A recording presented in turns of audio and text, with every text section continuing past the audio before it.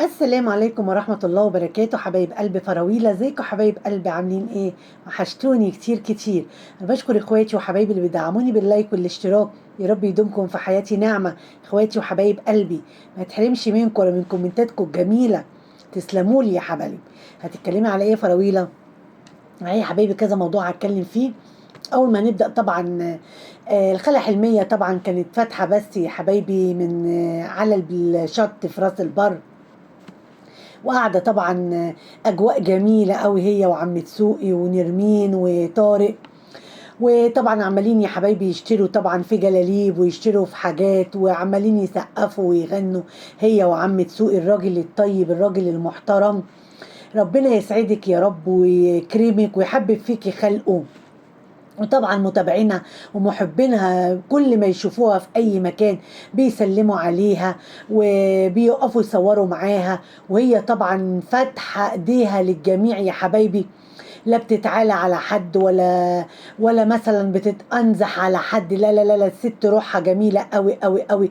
ربنا يديكي الصحه يا خالة حلميه. مصيف سعيد وعقبال كل سنه يا رب انت وعم تسوقي الراجل الغلبان. قاعدين طبعا يا حبايبي بطبيعتهم يسقفوا ويغنوا على البلاج. واجواء جميله قوي قوي قوي. يعني معيشنا معاهم بصراحه بصراحه الاجواء الجميله. والواحد بيبقى فرحان قوي قوي من البسات بتاعتهم بنبقى كأننا عايشين معاهم يا حبايب قلبي. اكن ناس من العيله بتاعتنا وكأنهم يعني قريبين مننا قوي قوي قوي، يعني ولاد بلد يا حبايب قلبي. فربنا يسعدكم ومصيف سعيد. وربنا يا رب يدومكم في حياة بعض نعمة. انتوا شقيتوا وتعبتوا وتستاهلوا كل خير. ولحد دلوقتي عم تسوقي بيشقى وبيتعب ومش متكل على دعم ولا متكل على حد يجيب له ولا متكل على حد يدعمه. لا لا لا لا لا. عم تسوقي شغال بايديه وشغال وشقيان وتعبان يا حبايب قلبي. ربنا يديك الصحه.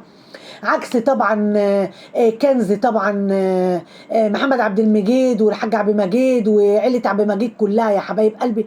اللي قاعدين مفخدين ومستنيين الدعم من عند الحاجه لطيفه. فما فيش مقارنه ما بين هنا وهنا خالص خالص خالص. عم تسوقي راجل شقيان وتعبان رغم كبر سنه. ربنا يديك الصحه والعافيه يا رب. ويديك الصحه يا عم تسوقي ويبعت لك رزقك اللهم امين يا رب العالمين. ومعانا حبايبي موضوع تاني طبعا. طلعت طبعا علينا الحاجة بطاطا عاملة جرد يا حبايبي في شقتها. ومين اللي قايم بالليلة؟ قايم بالليلة الواد العاق يا حبايبي، الأم وأبوه والبت الهيرو يا حبايب قلبي. طبعا هي جابت أوضة نوم لمحمد ابنها. فكت الكيس يا حبايبي، الحاجة بطاطا فكت الكيس وادتنا بقشيش لا تروح ما تجيش الحاجة بطاطا. المهم يا حبايبي جابت أوضة نوم لمحمد ابنها. وطبعا البت ياسو جابت له المرتبة يا حبايبي. والمهم طبعا وراها داعمة ايه شديدة. وعامله طبعا لام وليد طبعا مشروع. جايبه طبعا بسكوت وشيبسي وحاجات عامله لها مشروع. وجايبه العنتره يا حبايبي الجلاليب وفصل الجلاليب يا عم عنتر وورهاني. المهم البت ياسو حل محل ايه يا حبايبي بتاع البت صدفه.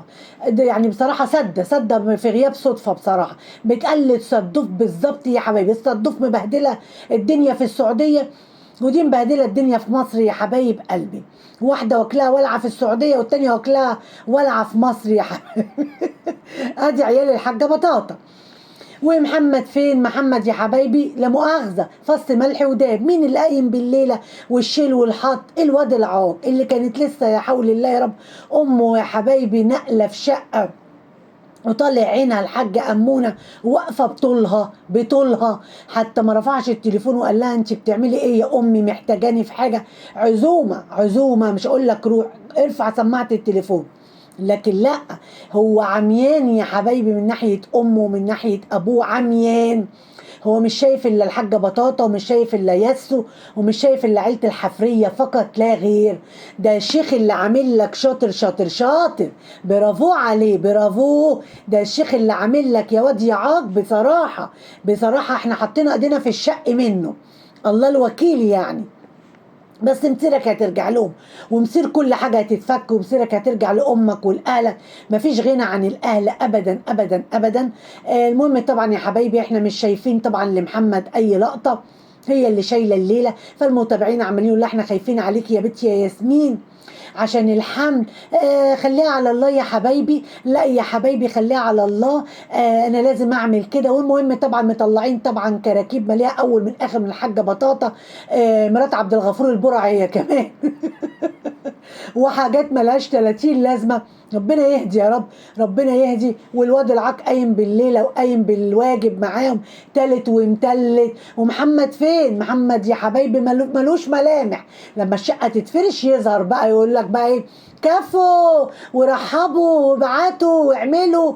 هو دوت اللي بيظهر فيه، هو دوت اللي بنشوف فيه محمد. غير كده لا، اي مسؤوليه لا. اللي قايم بالليله مين؟ الواد العاق الاصفراوي يا حبايبي، اللي ربنا عمال يصفر فيه بقى لون الكركم من كتر نيته ومن كتر ضميره السو. ربنا عمال يصفر في كلحته. ومعانا يا حبايبي موضوع تاني طبعا، البت يا حمو بيكا عامله مقلب في الحاج مصطفى يا حبايب قلبي، هي والحاجه منى. الحاجه منى عاملين مقلب. قال ايه في الحاج مصطفى؟ جه الحاج مصطفى يا حبايبي، البت حبيبه راحت قالت له انا مش عايزه اخش ثانوي، انا عايزه اسحب مش عارفه واروح تجاره ايه. والحاج مصطفى غيبوه يا حبايبي وبقى مبرق عينه. وده ده ده ده ده حبيبي حبيبي. ايه يا حاج في ايه؟ في ايه؟ اهدى على حالك شويه، خد نفسك واهدى على حالك شويه. ايه الحكايه في ايه؟ وهي طبعا حبيبه طبعا حمو بيكا تضحك. تضحكي ايه؟ تضحكي ايه؟ انا هعمل هسوي. ومهم يا حبيبي شعوطوه اكن الراجل يعني منصب عالي في الدوله ومعاه شهاده، والراجل يعني ما فيش منه اتنين بصراحه.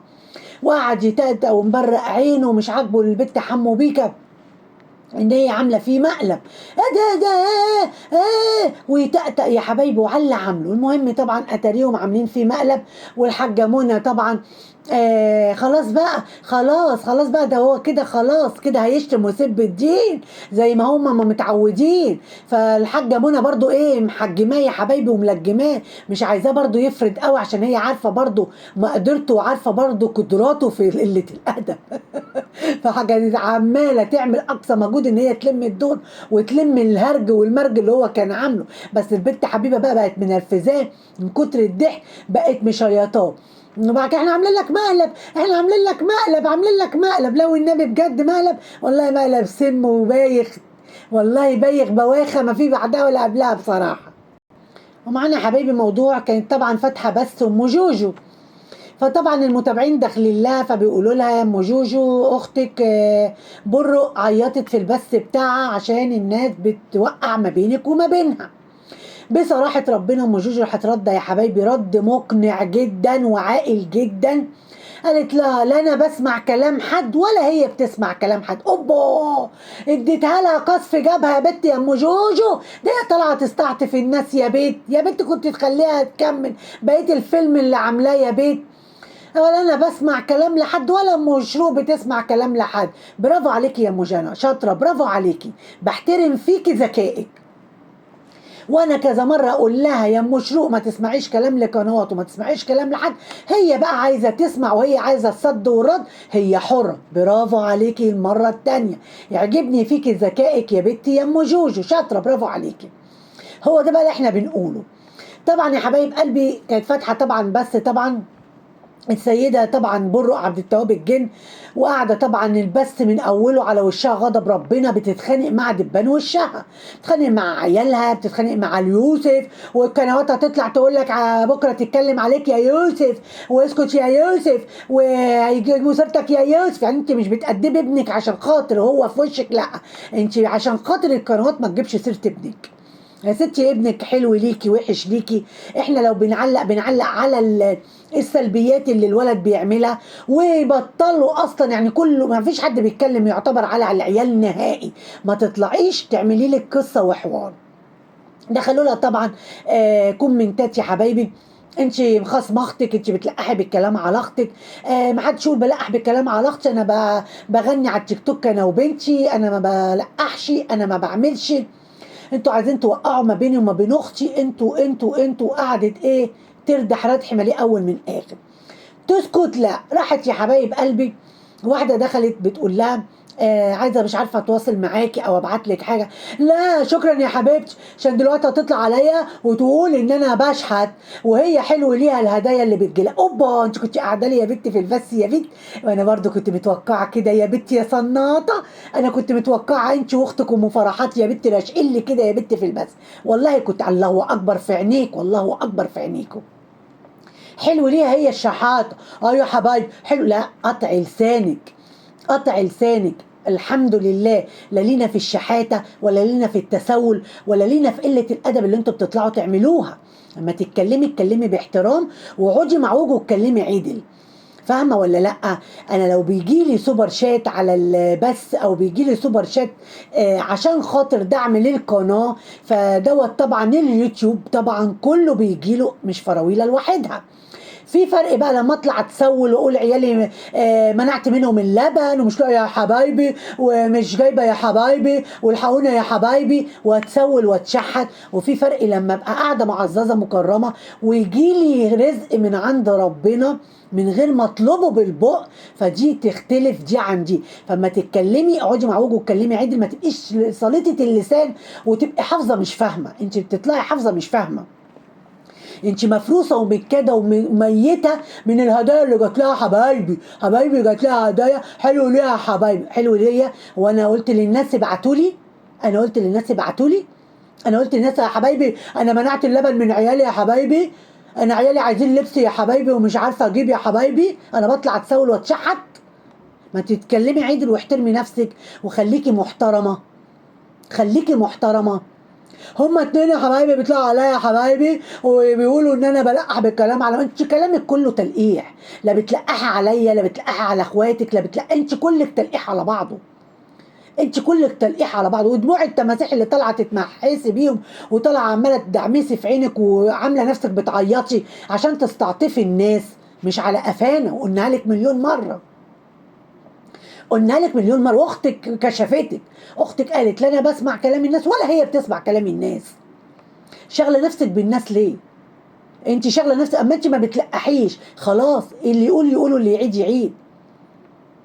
انت طالعه تستعطفي الناس وطالعه انتوا بتوقعوا ما بيني وما بين اختي، ما انت اللي طلعتي قلت اختك فضحتك بالشقه ومش هتقولي لها على حاجه تانية ومش هتحكي لها على حاجه تاني. ومن ناحيه تانية اختك طلعت قالت ان حماتها مسلطاها اجيب لها شقه. هو حد يعرف حاجه عنكم ولا ايه؟ ما تظبطي حالك كده واظبطي نفسك كده. واحنا بنتكلم في ايه؟ ما احنا بنتكلم على اللي انتوا بتقولوه، احنا بنطلع نتكلم على اللي انتوا بتقولوه، احنا بنجيب حاجه من عندنا. وانت مالك وما الهدايا اللي تجيلي انا؟ انت مالك شغله نفسك بالهدايا اللي بتجيلي ليه؟ انا قاعده معززه مكرمه والسوبر شات بيجيلي ده دعم للقناه، لكن ما بطلعش اتسول ولا اتشحت. هاتيلي مره طلعت قلت عايزه لعيالي ولا عايزه ليا ولا نطقت كلمه وفرحانه يا حبايبي؟ دي فرحانه، انا فرحانه ان الناس الحمد لله بتحبني وداخله تقدرني، انا فرحانه بمحبه الناس المحترمه، مش فرحانه ان انا جايلي فلوس ولا حاجه. وانا كلبة فلوس زيكم؟ وانا كلبة فلوس زيكم؟ اللي طالعه فرحانه يا حبايبي وطالعه فرحانه قوي فرحانه. طب ما انت كنت متشكرين على الملصقات يا استاذ يا ما كنتش حتى عارفه تقولي اسم، خايفه تقولي لما جوجو اتعلقت من فخادك. شكرا على الالتصاقات، متشكرين على الالتصاقات. وكنت فاتحه ضبك قد كده ما كان بيجيلك التصاقات، لكن لما تيجي الفراويله النار تاكل فيك انت وام فرحات تبقى عمالين تعضوا في الارض. طالعه تلبني وطالعه تلقحي بالكلام وطالعه تقل ادبك. الحمد لله ما حدش كسر عيني على المنصه، صبعي مش تحت ضرس حد، فاهمه؟ اللي معاه ان يطلع لي ان انا طلعت شحت ولا طلعت اتسولت ولا بطلع اتشحت على عيالي ولا على بيتي ولا بطلع اتسول بالمناظر الزباله اللي انتوا بتطلعوا بيها، يطلعها لي ويخزق بيها عيني. لكن غير كده هاكلكم من تحت رجليكم، هاكلكم من تحت رجليكم. دي قنوات كلاب، ده قنوات النقد دي كلاب، والله ما حد كلب الا انت وطالعه تهوهوي على التيك توك وعلى اليوتيوب، وما حد كلب الا انت وقليله ادب الا انت وعايزه يتعادر بيتك من اول وجديد.